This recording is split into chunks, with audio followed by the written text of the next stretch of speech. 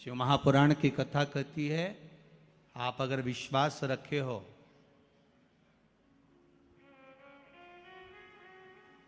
सफेद आंकड़े की जड़,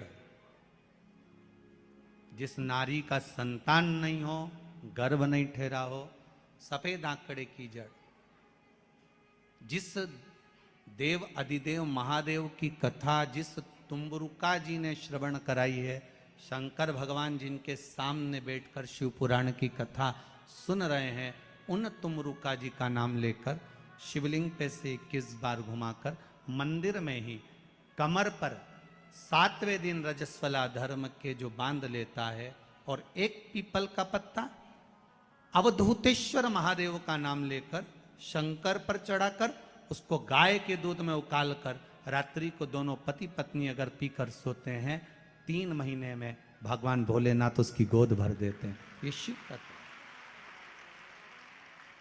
शंकर देता जरूर है।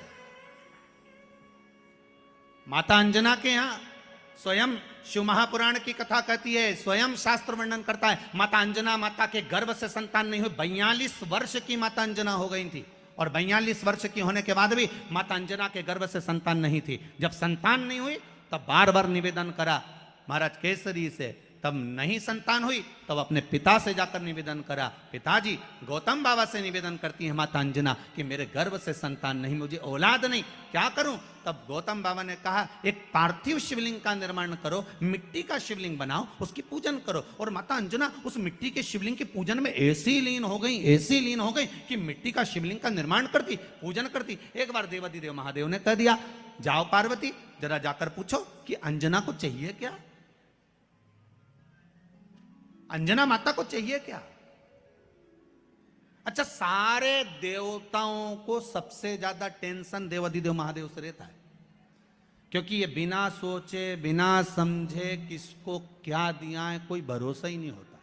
एक बार तो ब्रह्मा जी ने खुद ने कह दिया, साहब हमको तो इस्तीफा दे दो, हमको नौकरी करना ही नहीं बैकुंठ में बिल्कुल भी। तो भगवान विष्णु ने पूछा हुआ क्या? बस प्रभु, राजा श्वेत की अंतिम समय, प्राण छूटने का दिन, उसको यमराज लेने के लिए गए और देवाधिदेव महादेव वहां खड़े हो गए और क्या कहे, लेके मत चले जाना, उसकी अंतिम सांस, और क्या कहे, लेके मत जाना। और मेरा बेटा जब लाने लगा तो उसके प्राणों को हर लिया, यमराज ही मर गया।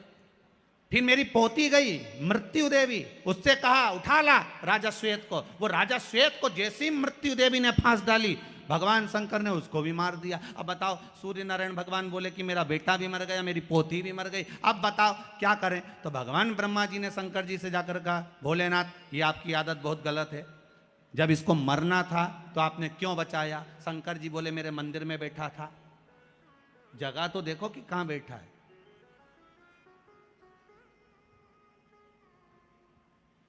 ब्रह्मा जी ने भगवान विष्णु से कहा, हमको ये काम नहीं करना, आप तो हमारा इस्तीफा स्वीकार करो। भगवान विष्णु ने शंकर जी से कहा, भोलेनाथ जी अब इनके बेटे को, सूर्य नारायण के पुत्र को और पोती को जीवित करो।